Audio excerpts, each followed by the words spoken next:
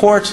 Even if they end up being acquitted in the end, it still makes it rather difficult to carry on diplomacy. It's also designed to support various actions to impose diplomatic and economic sanctions on Israel. It is a real threat. Now, about a month ago, Richard Goldstone published this sort of mealy-mouthed retraction. He said, well, if I'd known then what I knew now, the Goldstone report would have been a different document.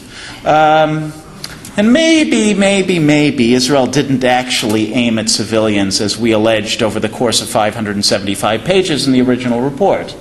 Now, this isn't entirely, I think, honest when it says this is on the basis of new evidence, if he knew then what he knew now. If you go through the report, and unfortunately I don't have the time to do so, you'll see that it's quite clear that if the report had been based on the evidence in front of the committee at the time, it would have come up with very different conclusions as well. It should have come up then with the conclusion that Hamas committed war crimes and Israel did not, but it didn't.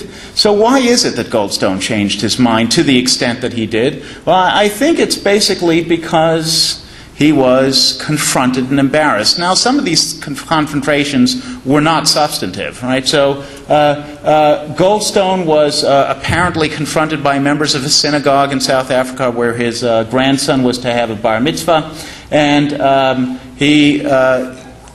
for the sake of the family, so it wouldn't be embarrassed, pulled out of it.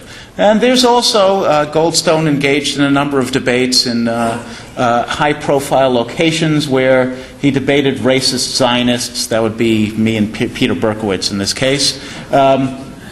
And was confronted with various claims that perhaps the legal claims in his document were not accurate. The result was a partial retraction. Now, is that the end of it? Well, unfortunately, it's not the end of it. Right now, formally it's not the end of it because the document still exists. The United Nations is not going to withdraw it. The UN Human Rights Council is not going to withdraw it.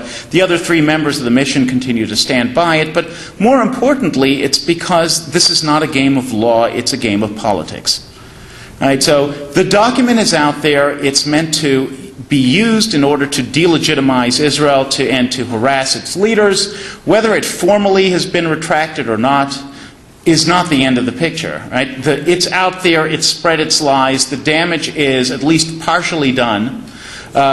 And while it's a good thing that we now have this half retraction from Goldstone, and it's worth pressing forward to try to get more from him, more of a retraction, we have to understand that this is not the end of the game. It's always, at the end, about politics.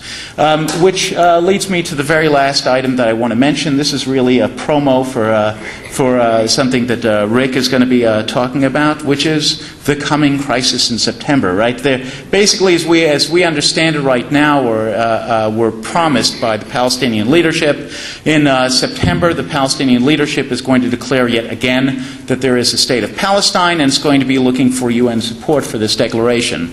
Now, as a legal matter, it's fairly easy to resolve what's going on here, right? There's 4 ingredients, maybe 5, to being a state. You have to have a permanent population, a territory over which this claimant is the highest sovereign.